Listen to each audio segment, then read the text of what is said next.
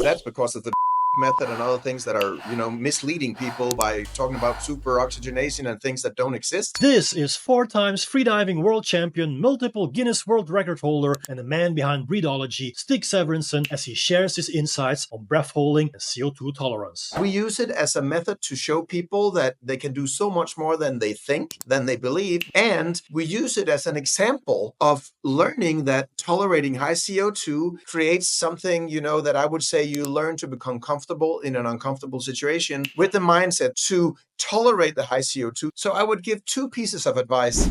Think breath holding is just about oxygen? It's not. Today we're diving into the surprising truth about CO2 tolerance and why mastering it is the real secret to unlocking the full power of your breath. Welcome, Stig. CO2 tolerance, what is its importance even for non-freedivers? Well, CO2, first of all, let's say it's very underrated. And the use of training with high levels of CO2 that we'll get deep into, of course, in this talk today, is also underrated. I use it a lot in different variety of military training, peak performance training, safety training. But in general, CO2 is the driver for breathing. So even you can say the layman or even doctors might think that you get the urge to breathe because you have low levels of oxygen. Yes. But what is really triggering the breathing response is when CO2 is rising. So in other words, when you're not breathing, when you're not exchanging the air in your lungs, then the metabolic rate, so the way you produce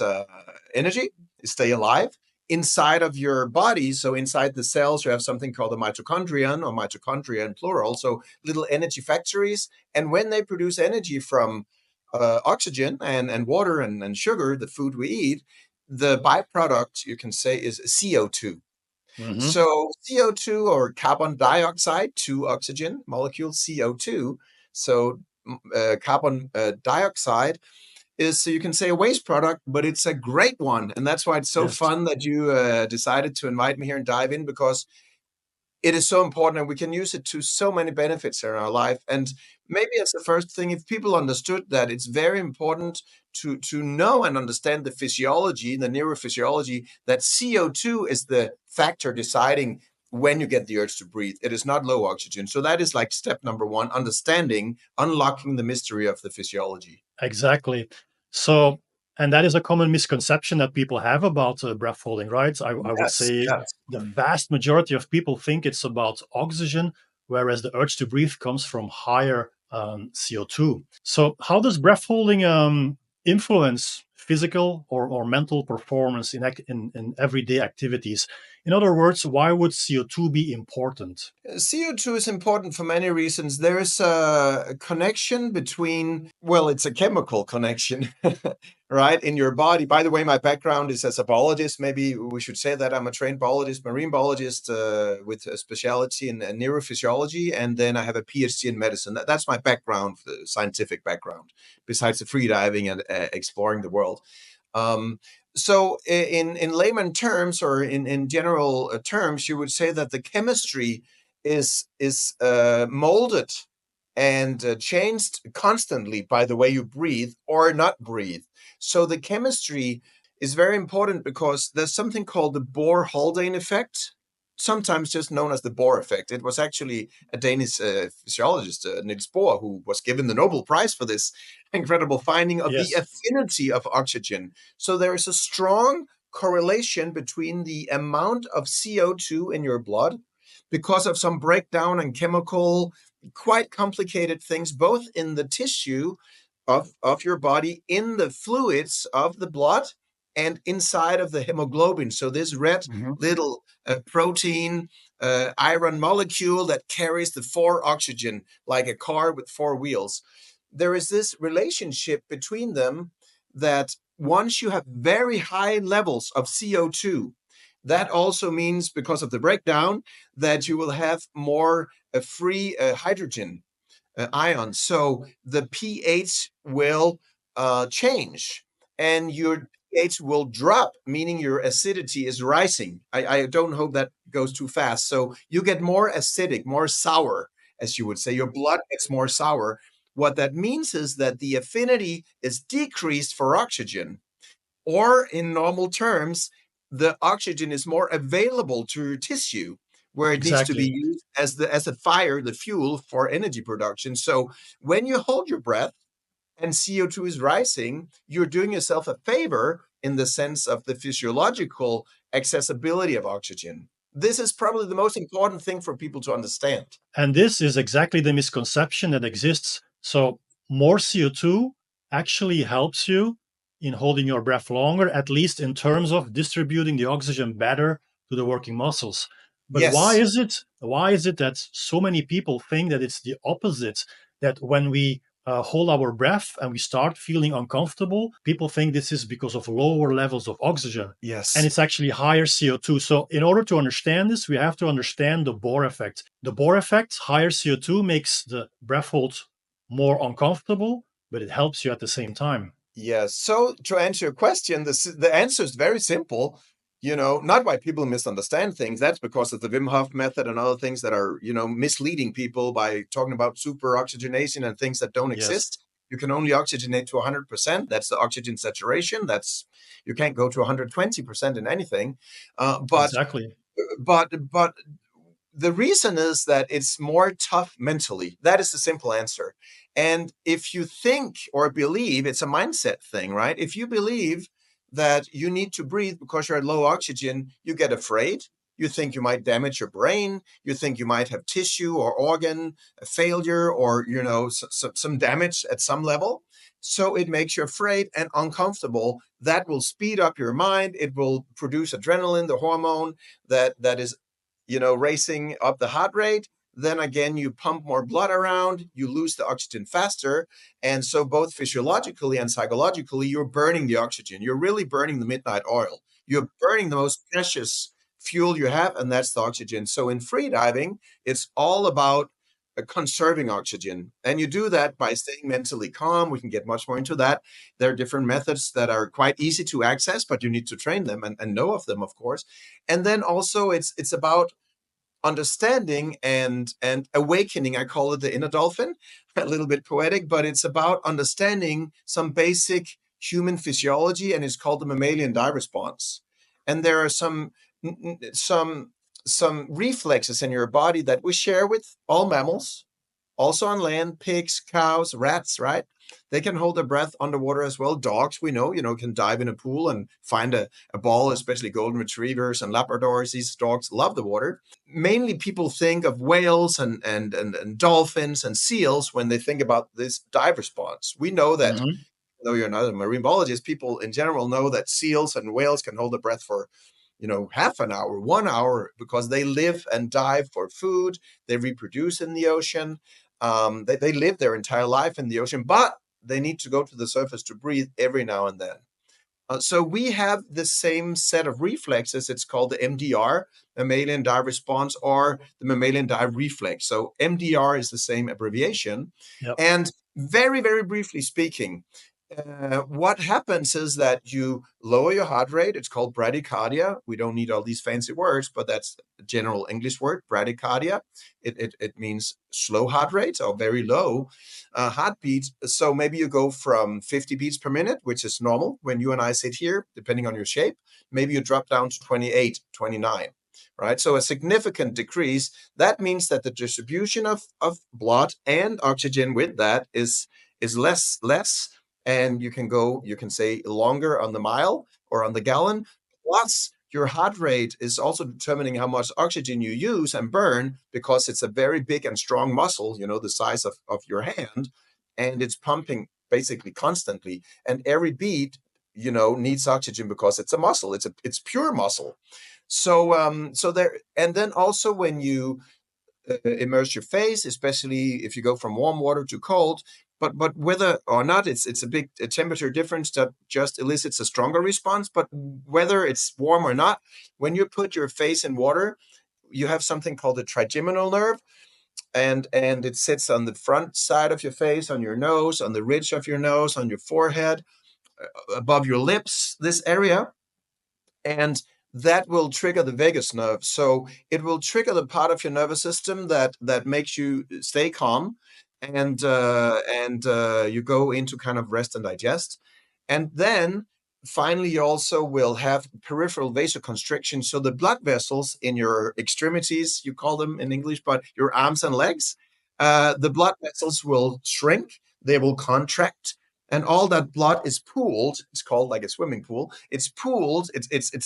It's connected and kept inside of your lungs and your brain and your heart. So you could call it this the small circulatory system, and that is because the heart and the brain, they are the most oxygen sensitive organs. So it's smart to have blood here. It also has to do with the diving physiology. When you dive deep, you want to store this blood in your lungs. It's blood plasma.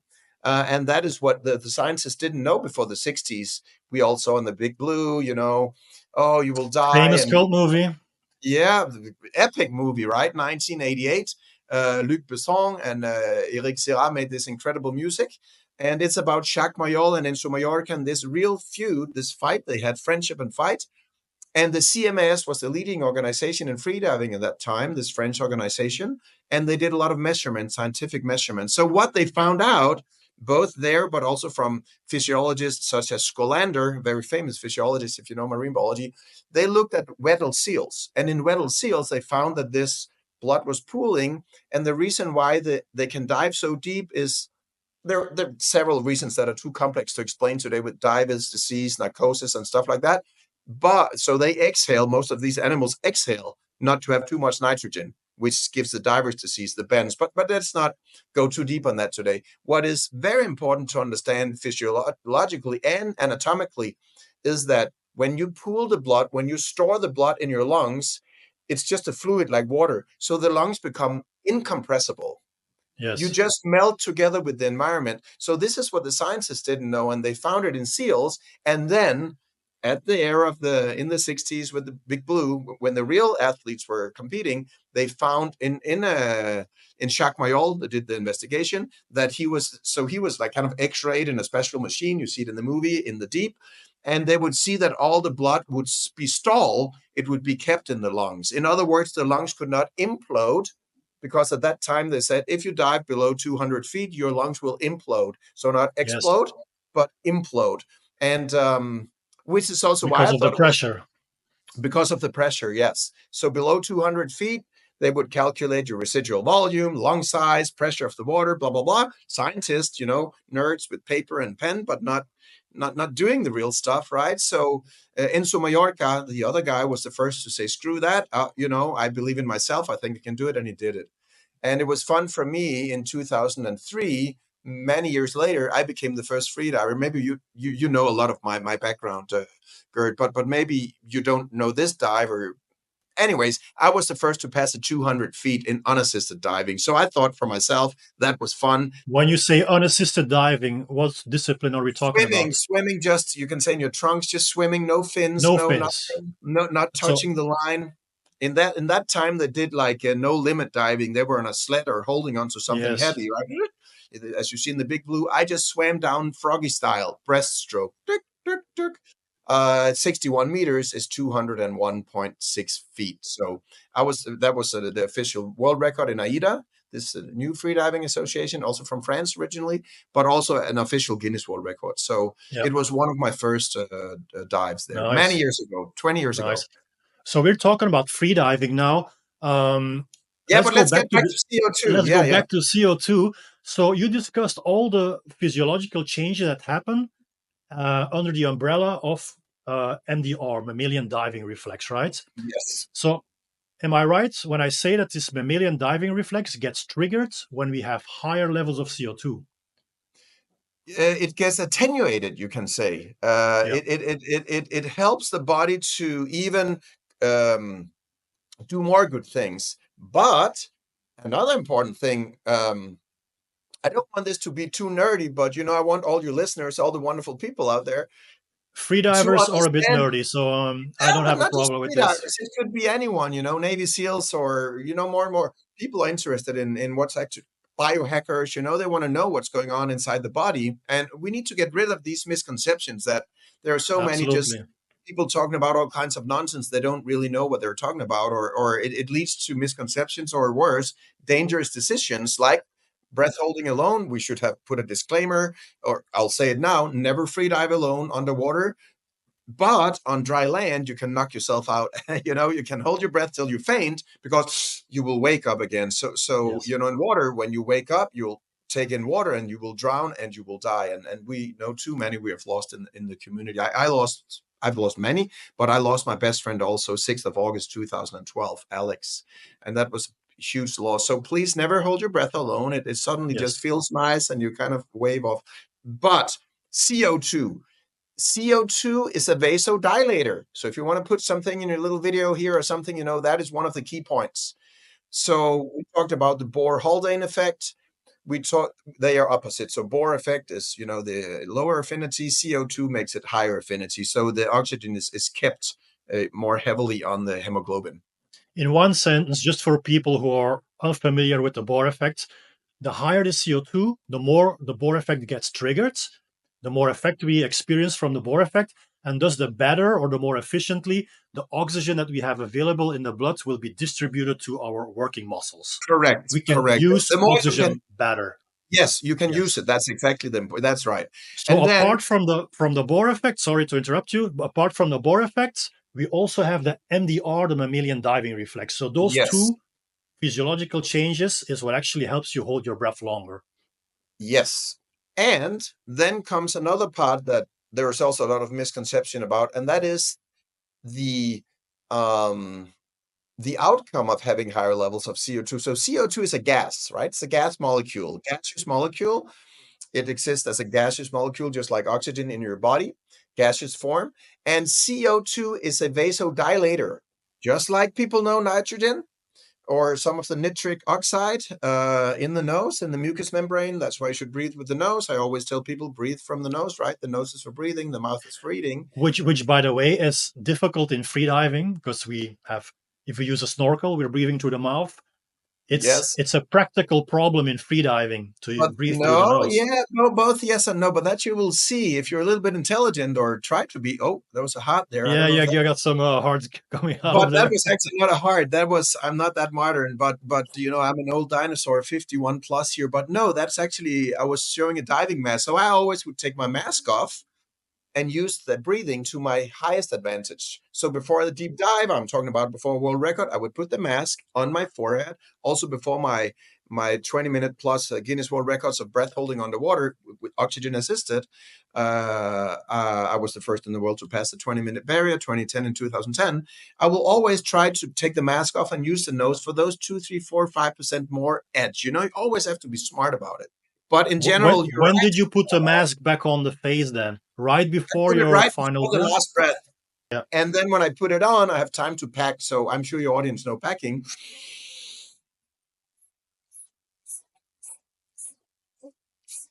If they don't know, and I go beyond 14 liters. 14.01 is my lung volume when I, have trained and packed and stretched and all. So you can increase your lung volume, but that's a different topic for another time. So vasodilation means opening, widening the smooth blood, the blood vessels. So the smooth muscles in the wall of the blood vessels. So it becomes dilated.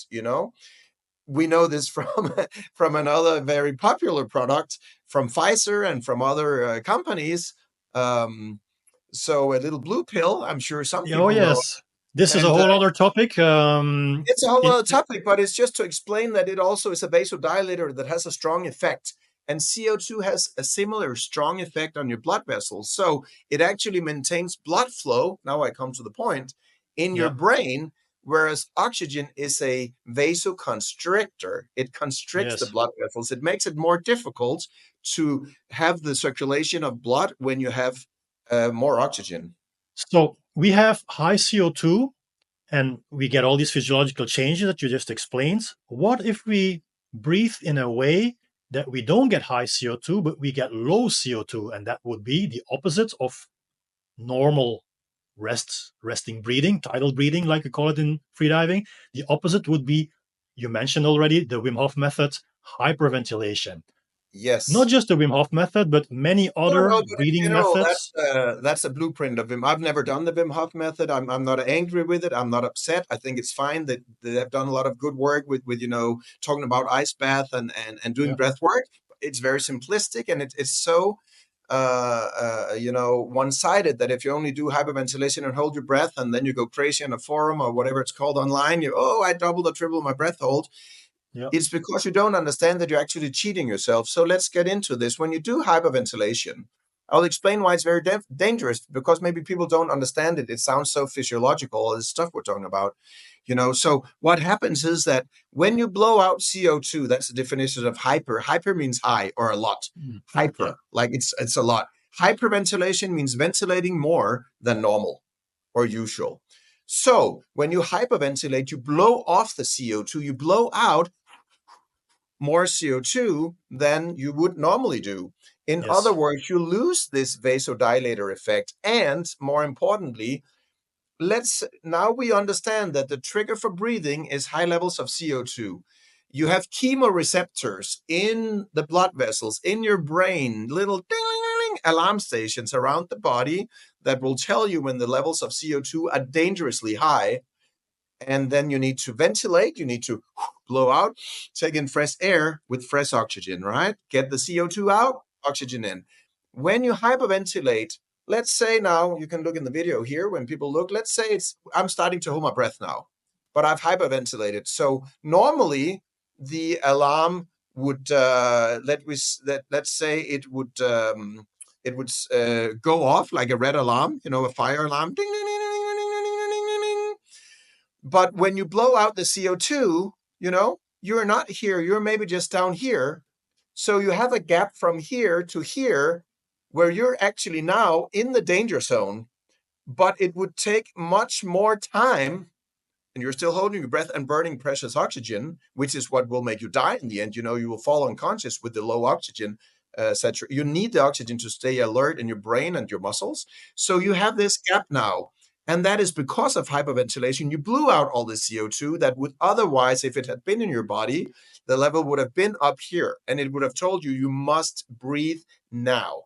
So you're triggering your brain and the chemoreceptors, and you think you're like a Superman. Ooh, I can hold my breath. It's so easy, because you're doing it in a fake way.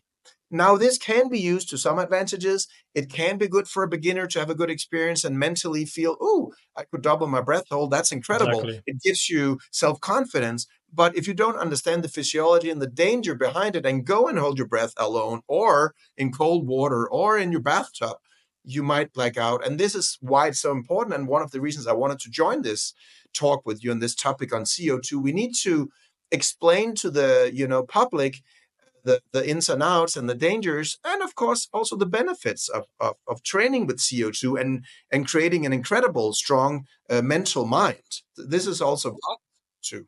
So besides the fact when you're hyperventilating, it's a dangerous thing, of course. But let's say you would practice these methods, not just the Wim Hof method, but there's many variants, like how they call it, a holotropic breathing or Holotropic trauma breathing, releasing breathing, rebirthing. Yes, all, yes, yes. birthing, all these kind of breathing methods are based upon the same principle. You just do a lot of hyperventilation cycles, you lower your CO2, and then there's all kinds of stuff happening in your head that people describe as feeling amazing, right? Yeah, they talk Um, about EMT release and this and that. I mean, EMT release, yeah, and just sorry, Gert, just to interrupt 1 second, but I'm the founder of breathology. That's like my philosophy or my school, right? And when we, the method in there, and when we train instructors, like I said, I'm not upset with Wim Hof or the Wim Hof method. I've trained with Stanley Gruff, who's the founder of the holotropic breathwork. I've trained with his wife Christina, his late wife. She's now in the eternal heavens. I mean, I know of this O2 advances, Patrick Mune. I'm interested in all, and I respect and embrace all schools. Like yoga has many different branches. The goal is kind of the same: to have a better health, a better performance in your sport, and more happiness in your life, right? And that's the same with yoga. It's kind of the same philosophy. So I'm yes, not trying to put down any specific path or school. We embrace all of the schools, but you need to use the best from each school. And if you are doing hyperventilation and rebirthing, it might be because of some work with trauma or childhood, yeah, issues. If you're working with the, you can say, the Patrick McEwen, more the O2 advantage, it's probably more because you're in a performance segment, you're an athlete maybe, and you use that bolt score and different things to measure yourself. So I just want to make sure that people understand I'm not trying to disrespect anyone, but we need to talk about different breathing styles and breathing techniques in different situations. You know, Absolutely. yeah, yes. So, and that's One one what a lot of the Wim Hof instructors that come to us. I think one third of the instructors that are certified with breathology come from Wim Hof, and they've liked all that, Nice. and they use it with the clients, but they feel that they've hit a roof, a ceiling of knowledge, and they want to dive Yes. deeper into the rabbit hole of breath work. One more thing about this before we move on. As we are talking about CO2, let's say you would practice these hyperventilation based methods on a daily basis. Would you then be conditioning your body and mind to function on lower CO2?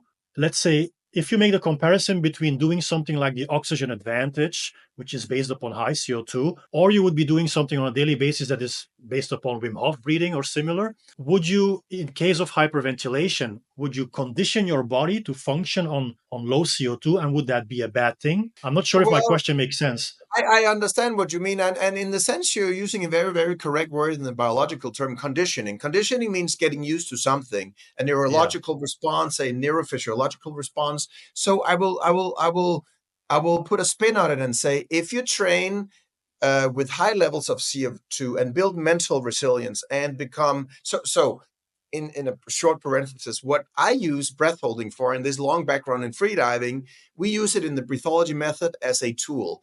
We use it as a method to show people that they can do so much more than they think, than they believe. We tell them about the right physiology, the anatomy, the neurological signals, and we use it as an example of learning that tolerating high CO2 creates something, that I would say you learn to become comfortable in an uncomfortable situation. And then you have all exactly. the things we can discuss today with the mindset, the slow motion breathing, all these techniques and visualization imagery to tolerate the high CO2 so you can tolerate and condition yourself to higher CO2, which is great because you can perform higher and, with higher performance in sport because you can tolerate more. Whether you're diving longer from the wall in swimming, I Yeah, train Olympian athletes, I train the Navy SEALs, all this and that, and you also recondition your nervous system. And what I can tell you from my personal experience is that when I was young and foolish 25 years ago, half a lifetime ago, I would push myself too much because I was a novice. I didn't know what the signals were, and I've always had a quite good understanding of my balance, but I would push myself into a samba. Maybe people don't know what it is. It's also called loss of motor control, but LMC. So in freediving, it's like you're shaking a little bit. You're kind of missing some oxygen to function in your nervous system. So you're not really functioning, but your mind is still clear. Then the next step is the blackout, BO, blackout, and that is when you lose the awareness, your conscious brain, and you just roll the eyes back and you kind of, just not moving anymore. That's of course dangerous because if you do it alone in water, you will drown. There's no way you're going to wake up from this. So I was doing this too much and I conditioned myself to kind of go into samba. So in other words, I went into samba, this kind of shaking, more easily after having done it for 2, 3 weeks. So I talked with some other very clever freedivers, Eric Fatah, other legends from that time, Herbert Nitsch and Carlos Costa, all the legends, at that time. Probably even also my good friend Umberto Pelissari, my master and teacher and friend. And you can't condition the nervous system to many things. So I would rather put that spin on it and say it's very likely. I don't have a scientific study showing this, so I don't want to say it scientifically, but it's very likely you can condition yourself to work on low CO2, but that has negative advantages, or side effects, I would say. It has negative side effects. I like the way how you said becoming comfortable with the uncomfortable. So the end of a breath hold is uncomfortable, and you learn to become comfortable with it. And that's why I think breath holding is an awesome tool for It is. introspection And and thank you learning for about you. yourself. And thank you for using that word because that's what I wanted to say, that in the breathology method or this philosophy of school, this framework I've created, we use it just as a tool for everyday Yeah, people, not freedivers, exactly. also freedivers, but for everyday people, lawyers, police officers, whatever, to use it as a tool to show them what they can do on dry land in an office when I do, kickoffs and seminars. And then it turns into a life tool. You might know Yes, we have created this 7-day breath hold challenge on school. I think you also work on this platform, this community platform. It's kind of an easy platform to access. There's an app. It's like Facebook, just much better and more simple. And we've created a platform. We had more than 1,000 people join the first week. And what we tell them is that this is a life skill. So this is not a free diving page. It's not about how long you can hold your breath. We kind of promise exactly. people they can double it or triple it in a week. But I do it with the right, explanation, and it's a mini course in diving physiology. So the things we discussed today is all there broken down in 7 videos. You get a daily video, Yes. and people love it because they see, oh, when I can tolerate this high CO2 and I can still stay calm, keep my heart rate down and not stress myself. And very importantly, my best tip, I think, is end the breath hold with a smile, so you Give don't have yourself a smile. Yes. big smile, so you remember to feel good and be peaceful, be Yeah. calm. Then you can apply that in other situations life, whether it's a discussion with your colleagues before a big presentation, a sales pitch, phone call. So this is what I want to teach as a tool. So that's a key word you use right there. Perfect. I love it. So, talking about the mental aspect, when we hold our breath, are there any mental strategies, or how can mental focus play a role in dealing better with the rising levels of CO2? Oh, but now we get into all the gold nuggets, right? This is the fun part about freediving. So this is also in yoga. It's called pranayama. There is kumbhak, so antiya kumbhak and bahya kumbhak. There's kumbhaka. There are breath holds in yoga with empty lung and full lung. So there are two different categories, but just kumbhaka in general Hmm. for the yoga nerds out there. But it's just to say that it's not just freediving that's using breath hold. It comes from yoga. It stems from the timeless wisdom of traditional yoga, uh, and the Vedic scriptures and the Upanishads, all these 1,000-year-old scriptures from India and Nepal, Tibet, that whole region. And that was a very important kind of now forgotten art of the breath work. So that's what Yeah. I try to bring in from the freediving perspective, but it's actually from yoga. People can go and find this book on Amazon if they want, but it's also completely free as a PDF on the website on Breathology. And I explain all about the yogic background and why breath holding is kind of an old, lost science in yoga. But in this book, I also, and happily today, discuss a lot of the strategies I've learned from the best free divers in the world and sports psychologists, but also trial and error with myself, right? I have 10 Hmm. Guinness World Records to my name. I'm a 4 times free diving world champion. You probably will list it somewhere, but just to give people an idea that I've done this for a very long time. I'm an old dude, I'm a dinosaur. I'm 51, it's like old man. But I'm so Halfway passionate. life. Huh? Halfway life if you become 100. I think so. So last year I actually celebrated my 50th birthday, half a century, right? Half a hundred Hmm. year. It's like, Yes. but with breathing and breath holding, you can stay maybe not forever young, but you can stay healthy and you can stay strong. So the Hmm. mental skills I've developed have helped me tremendously in building businesses and negotiations and Yeah. also when I train, of course, the Navy SEALs and the fighter pilots, all these high level, special ops. And I would say some of the best techniques are from imagery. So I know people call these techniques visualization. You have heard that, Hmm. Gert, like, oh, do visualization. In freediving, we teach this in beginners courses, so visualization. Yeah. Yeah, To it's very take to good. take the focus away from the time. Yeah, yeah. So it's a very good method, but so today to challenge you a little bit or your audience, I think it's not an appropriate word. I describe it. I'm not trying to sell this damn book. People can get it for free online, but they can also buy it if they want the paper book. But I describe all of the things here in great detail. That was the yoga stuff, the how the physiology, some food, some good things, how to deal with stress, but I also explain about this term that I prefer from sports psychology, which is imagery. You know, Imagery. imagery to make your mind and the sensory faculties, you imagine things and you wake all the senses. So why only use visualization, which means something you see, whether with your eyes or your brain, close your eyes and you imagine a movie, but I use all of the faculties when I train people. So olfactory, meaning the smell, the taste, the ears, hearing birds, hearing your voice, hearing your coach, whether it's a real voice or you imagine the coach telling you, or your girlfriend or whatever, your good friend, your dive buddy, calm down, Stig. I hear my good friend Dennis, my friend who lives in Australia now, and I hear his voice still. Relax your neck.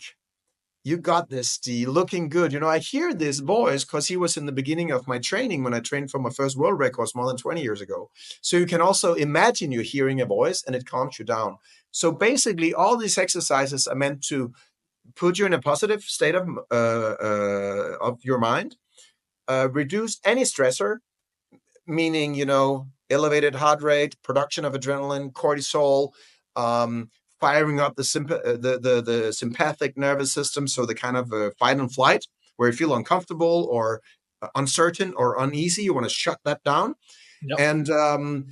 And then it's about, imagining going on travels, like time travels, whether you go to your childhood, whether you go to the future, whether you're in your present moment, and you can also do bodily experiences. So it's also about tactile, meaning touch, meaning feel. So you can feel that you're swimming in the water with a dolphin. You can, spend time on that, or you can use the actual feeling, the feeling of the water on your face. And all that is meant to play in a movie, to Yep. have time pass by. And when you do that with success, and when you train, everyone can learn this. Just so, if you have beginners listening or people who are not into freediving, I promise you right there, you can learn these techniques and you can use the great benefits of staying relaxed at any situation in life. So, when you learn to, it's kind of like the mammalian dive response, you can learn to trigger that faster and at a higher level. It's a reflex, it's a nervous response. You can also learn to use these techniques to relax and calm down very quickly if you're stressed. Yep. So it's an anti-stressor. And when you do that, of course, you conserve oxygen. Your brain is using a lot of oxygen, about 80% of oxygen when you're not moving. So when you're not doing sports like running, physical activity, the brain consumes about 80%. It's the main engine, right? It's the CPU. It's the main computer running. Because So it's if the you only thing working when you're static. Yeah. Static apnea is when you're just static, Yep. not moving, whereas dynamic is the swimming thing. So we have these kind of silly names in freediving. When you are static and not moving, and you're just, whether you're in the water with an elicited dive response, or you get all these positive effects, or you do it on land where you have a limited dive response, but it still exists, especially when you get lower and lower on oxygen, the response is stronger, and the CO2 is helping as well, as we discussed already. Then you can hold your breath longer. And then at some point what I wanted to tell people here, the good news is that you can go into this childhood mindset, where there is no future, there is no past, it's only the present moment. Yep. And that is becoming one with the breath hold. And that is meditation. I call it meditation underwater. I coined it that a long time ago. I'm sure other people have said the same, but it is a meditative state. It's called flow. It's an alpha wave frequency in your brain. Now, when I'm talking, when you people are listening, they're in beta. Beta is the analytical one. It's the critical one. You're harsh on yourself. You're like, who is this crazy guy on Gert's podcast? I don't believe a word he's saying. Or you're like, oh my God, this dude is smart. He's crazy, but he's smart. I better listen and pay attention. So your brain is always analyzing, assessing, which is not where you can reach a state flow. You cannot do any world records or any incredible, creative, wonderful things when you're just being yourself. You need to find that superhuman power, that extra playlist in your brain, or that extra gear, that extra level. It can also be into delta or gamma. Those are the other wave frequencies in the brain that can help you in a meditative state, feeling enlightened, feeling one with the universe. That's a goal of yoga, to rise to the highest level of your consciousness, melting away and your ego disappearing. That's the goal of yoga, if somebody was in doubt. And freediving can be a shortcut to that, and especially holding your breath so you can enter flow state. Flow was called autotelic experience by one of the world's most famous and leading sports psychologists. His name was Mihaly Csikszentmihalyi, and he loved the fact that so he coined the term flow. It means that your mind is flowing like a river, and the leaves are just flowing down. And flow is defined by about 17 different key aspects, but the main one you already mentioned, it is the dissolvement of time. So the Yes. notion of time disappears, which explains to maybe some of your listeners that think this guy's crazy. How could he hold his breath for more than 20 minutes? When you enter a state of flow, it's kind of like cheating, it's a good cheating, because you don't, and you truly become superhuman, right? You become more than a normal human, you become superhuman. So I mean, everyone can learn this, but maybe not, people are not knowing this, or they don't train in this way.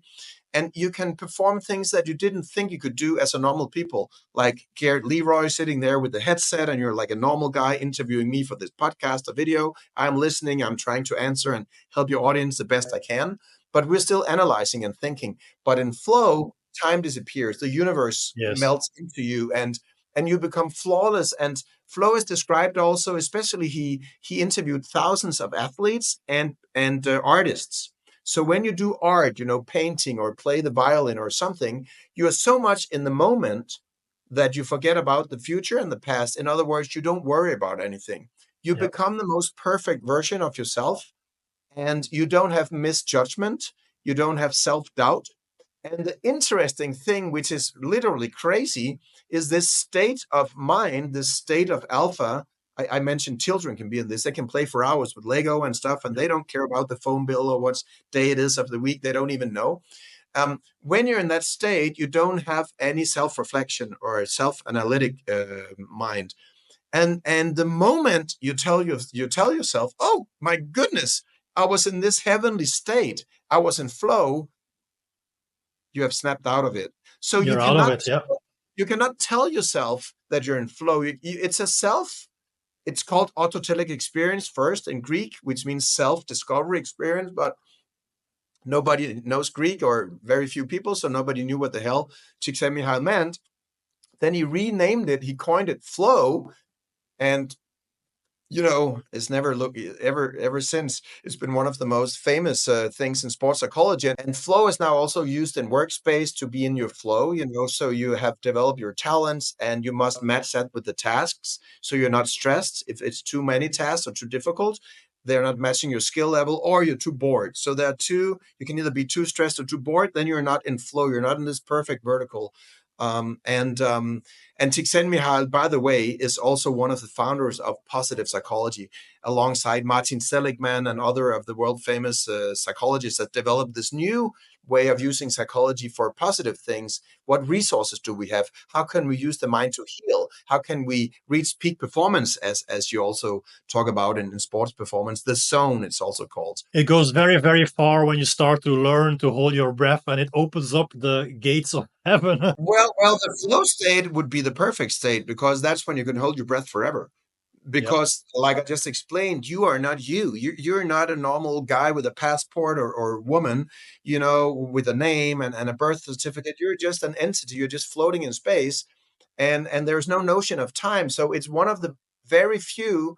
You can also do it on dry land. Just, you don't have to be a freediver to experience this wonderful feeling. You know this total liberation of time. So the only time in your maybe full lifetime that you experience this freeing yourself of the shackles of time. All you have Yes. to do, all the things you must perform, all your education, the work, family, all these things that we must do as human beings in a civilization, that is maybe the only moment you have felt completely and truly free, like a part of space, like a star just floating around in space. That's the beauty of breath holding, and that's why people fall in love when they follow a freediving course or breath holding. So Yes. before we jump into more practical things on how people can incorporate breath holding routines in their day, are there any risks associated with practicing breath holding for non-freedivers? So of course we know there are risks associated with freediving. How about people holding the breath on dry land when they're in their bed or on the couch? Is there any risks to this? Yes, of course, there's a risk with basically anything in life, and the less educated and less knowledge you have, the higher the risk, right? So, if you're not I have horses. I love horses. I'm not a great rider, but I can ride a horse. But if you don't know anything about horses, their behavior and the physiology and how it works, the saddle and you're not going to get far in a horse, especially if it's a bit of a wild one.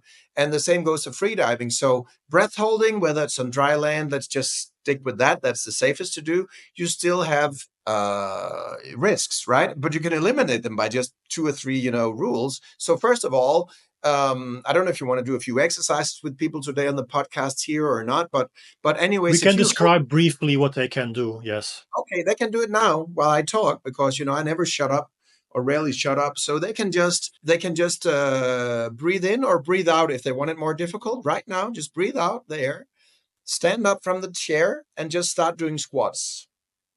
Yeah, get up of your chair, get off your butt, get off, off your seat. Just if you're like a big beginner, take a breath in. If you're like more hardcore, breathe out, and then just hold your breath, of course, and start doing squats. Now you're doing squats. I hope people are doing squats. After exhalation, so they're going to exhale. Hold the breath and squat. Okay. Keep going, keep going. This will build tremendous amounts of CO2 quickly, because you're not breathing out, but you're working with the biggest muscle in your body, which is your thighs, your legs.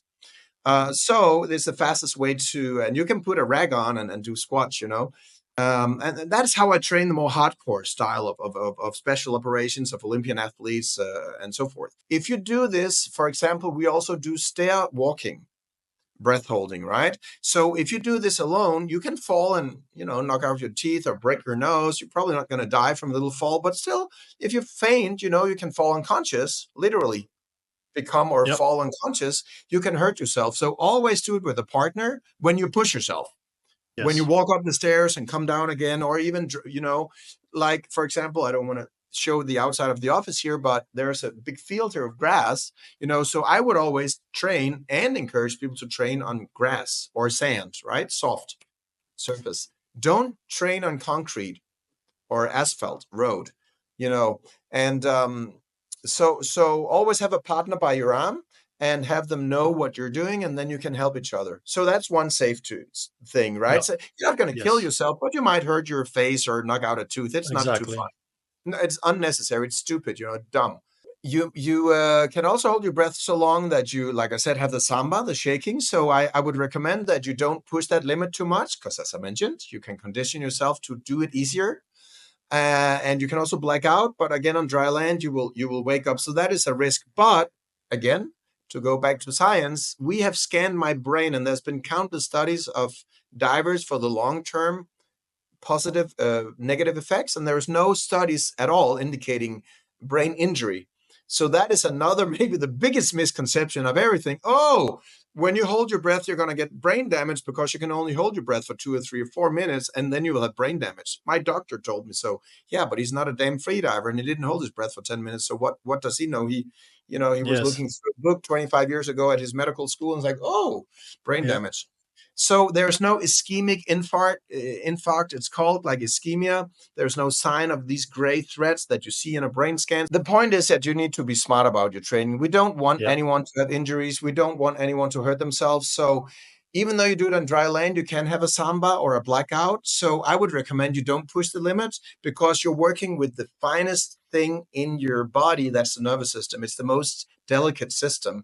So you don't want to put too much electricity, too much voltage into it, too many signals. And again, going back to the Wim Hof method, just to call one of the methods out, it's not always that, that hyperventilation is the solution to everything. It's good for you and me. We can do push-ups. We're strong. We can go in the cold water. We can be like, wow, okay, yeah, energy, adrenaline rush. But it's not really helpful if you have a big trauma from, God forbid, but child abuse or rape or some horrible, a traumatic event in your life.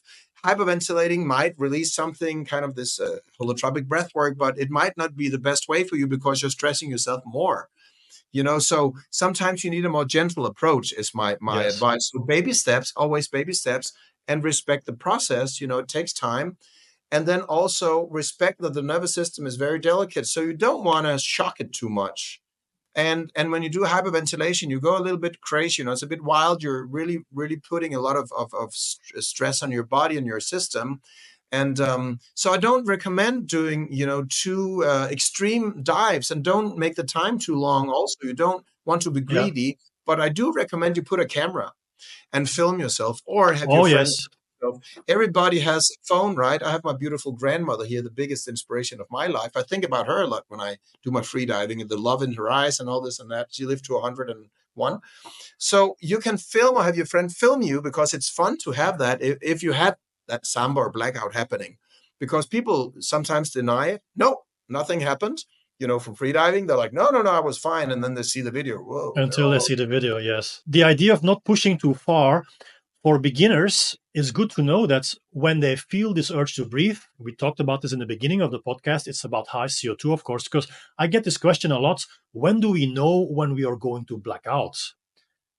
Now, for a beginner, you're not going to black out because the limiting factor that comes first is high CO2, of course. Yes, it saves you. So You could say it yeah, saves it your saves sanity you. It and your saves you health. from the blackout, and that's Yeah. another reason why we should practice breath holding after normal tidal breathing instead of the hyperventilation. Yes. Awesome, Stick. So you mentioned a couple of exercises like the squats, walking up the stairs. I think this is already quite some advanced level, right? Could you give us an exercise for someone who is just starting out? So you're not going to send someone running up the stairs on a breath hold for a beginner, right? A very basic routine that my viewers, when they're watching now, that they can start immediately today. Yeah, of course, of course. So if you want to train CO2, it's called hypercapnic training. So hypercapnic is high, so hyper, and capnic means something with the CO2. So hypercapnic training is a whole range of ways of having more and more and more CO2 building up inside of your body. In other words, you might have oxygen.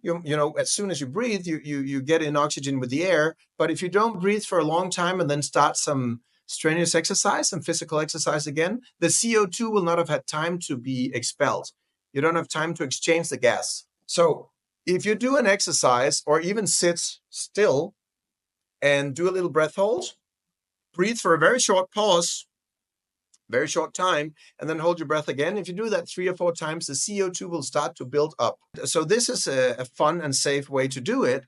And then understand the signals also. Now, you talked about CO2 conditioning. What you can do is certainly condition your chemoreceptors, the triggers in your carotid artery and in your brain, these sensors, to become more tolerant. And when they become more tolerant, and your brain becomes more tolerant to bear to accept these higher signals of breathing. Of course, it's a fine line. You need to know when to start breathing. Like you said, it's one of the most important questions, or one of the most asked questions. How do you know when to breathe? How do you know when you're going to black out? What's the limit there? And it's, like anything in life, you need to train a lot to really understand those signals. But what you can do is holding a breath for as long as you can. Now you're sitting on the podcast here, it might be 30 seconds, or we can just say until it feels uncomfortable. That's a beginner level. It's not as long as you can, it's as long as you think you can. Yes, Right? So that's it's a a beginner mental level. game. And that's where the mental strength come in. You think you can only do it that long, but then if you do it longer, you become very happy because you win over yourself. You win, you expand your mind. So you push over, through this comfort zone, as we say. All teaching, starts outside of your comfort zone. So Yes. you could hold your breath now for whatever time. And the moment it starts to feel uncomfortable, maybe stay 15 seconds more, or 10 seconds more, 5 seconds more, right? It feels uncomfortable. Don't panic. Don't start to breathe. But, maybe wait 5 more seconds and then smile. Number one training tip from me here, from Stig Severinsen. And then you can breathe again. But now only breathe for about, let's say, to make it easy, maximum 30 seconds. Maximum 30 seconds. So half a minute. It's not long. It's like 10, 15 breath, right? Whoo.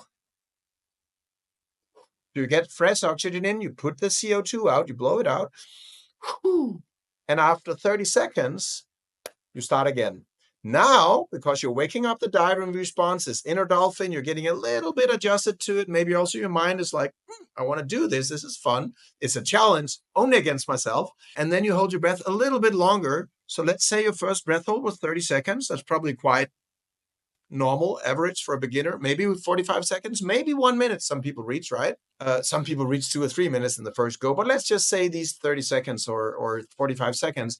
Then in the next one, you try to add 15 seconds. That's my receipt. That's my method, right? Or that's what I advance. That's what I suggest. And that's what many tables suggest. Freediving tables, you can find them online. CO2 Yes. tables, you can just search online. Yep.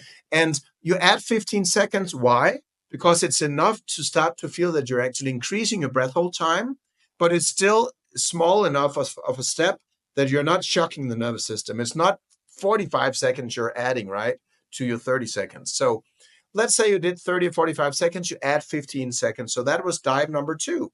Now you get the urge to breathe. You go a little bit longer and then you breathe again. Congratulations. You followed the assignment. That's breath number 2. Now you don't take 30 seconds. You only take 15 seconds break. So that's maybe 6 or 7 breaths. Okay, get ready Very out there. short. Your breath again now. Now, breathe in through your nose. Hold your breath. We're on the 3rd breath hold now, right? So I would suggest doing 3 or 4. And now you start holding your breath, and now you add another 15 seconds. So if it was 30 seconds in the first dive, you did 45 seconds in the last one. Now you go for a full minute, right? You go for a full minute now. So we're probably about 25, 24 seconds now. The clock is ticking 27, 28. We're half a minute now. I kind of know the time from doing this a million years. So now we're passing 30 seconds. You go up toward 35, 38. I don't have a clock here. I just know the inner time. You're coming up towards 40 seconds, 42, and we're coming up close. We're past 45 seconds now, and you come up close to the minute. So bear with me a little bit more. Maybe you have this urge to breathe, but keep going a little bit more. And then more or less about now or soon, you will breathe again. It's 1 minute. But now take 1 breath and hold your breath again. Only one breath in between. Yeah, that's when it becomes the Stig Severinsen style. It becomes fun, it's more hardcore. So exhale, breathe in and hold your breath. You're sitting on your chair, you're not moving your ass, you're not doing anything, but you are training your mind like a warrior, right? Like a Zen warrior, like a samurai. And it's a very smart way of training because you become mentally very tough, very resilient to stress. And now, of course, you add whatever you want. So you can add 15 seconds and do 1 minute 15, or you go for a full max, as I call it. We describe all this kind of in other steps in the 7-day breath hold challenge. If people Google 7-day breath hold challenge, but that's kind of the recipe for a fun training for a complete beginner without any risk of having injuries or damage to yourself. Yes. Awesome. So this is a routine that people can start doing. Final advice, please, for people who want to start experimenting with the breath work and with CO2 tolerance. So you gave them already this little routine. Some final words, maybe? Yes. I would say that once you start doing it, I would suggest you do it a little bit every day. So I would give 2 pieces of advice, Gert, here on the final steps. So first would be, try to do it every day or at least every other day. When you do the breath holds consecutively, you build up this mammalian dive response, you trigger the response, so it becomes easier and easier to hold your breath, and you become more and more tolerant to the CO2 on the short term and long term. Important to explain. So it's a game, but it's also making sense. You're training yourself. The same goes with the training. If you don't train for 5 or 7 days, you lose the feel. You lose these receptors chains, the chemical receptors and the neurological signals to your brain. You lose that. And on that, you also lose the mental strength, right? So you're not in this habit of training. So I would say train every day or every other day, right? And train for just 5-10 minutes. That's another thing people do wrong. Don't aim for 20 minutes or 40 minutes every day. Maybe you have kids, maybe you have a new job, a lot of things going on. Try to aim for a few minutes. What we just did before, the 3 or 4 dives, half a minute, 45 seconds, 1 minute, 1:15 or 1 plus, max, will take you less than 5 minutes.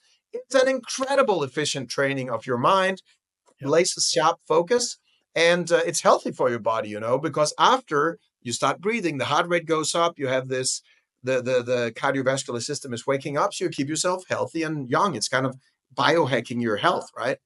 The second piece of advice would be, please don't try to do too many max dives in a row. Don't have a Yes. maximum on Monday and then say Tuesday I want another max, meaning a new record, right? A personal record, PR. And then on Wednesday you want another one. I was like that. Many, especially men, I think young men are like that. We want more, more, more. I can do it. I'm Superman.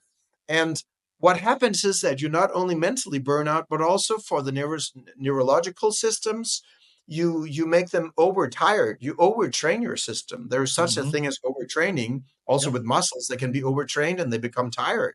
They fatigue. So if you fatigue your mind and your nervous system, the central nervous system, right, CNS, and the peripheral nervous system, you cannot perform at the same level. And also on top of that, let's say you do a new PR, so you push about every week or every twice a month. That's much better because you will hit different plateaus in your training, like anything in life, weightlifting, balancing, martial arts, anything you do, you'll hit a plateau and you will stay there for a while. But then with time and patience and knowledge and listening to the Gert Leroy show, you will increase your knowledge and learn new tips and tricks, and you will go to the next level, the next step, the next stage. And then again, with patience and time and love and intelligence and help, you will move to the next step. So there are all these levels that you need to respect. So that's why I'm saying respect the process. It's much deeper and more Exactly. philosophical than just respect the process. So that would be my advice, because then you have only or mostly positive experiences. You have Yes. wins in your life. You self-motivate to keep going. But if you have setbacks and want to do too much, then you don't like it suddenly. You lose the inspiration, the self-motivation, and you lose maybe, worst of all, the love or the passion for trying this new fun thing that you discovered, and then you kill this inner fire. So my advice would be to be gentle to yourself, take the time, put that big smile on your face, and experience this with your full body and soul. Enjoy that you're a human, living, breathing human being that at your will can stop breathing. That is so special to human beings, that we can stop at will our breathing, this connection with life, and we can control it to a certain extent. And the more I can control, it's a secret of yoga also in the pranayam. Oh, he or she who knows pranayam, what can he not do in life? The scriptures say in yoga. So it means, oh, he or she who can hold the breath at a long controlled length, what else can this person not do in life? And that is where I got the inspiration of using breath holding as a tool for everyday people to build stamina and strength and stress resilience, to just become a stronger and better version of themselves in a busy everyday life. Watch this video here if you want to know more about CO2 tolerance. Peace in every breath.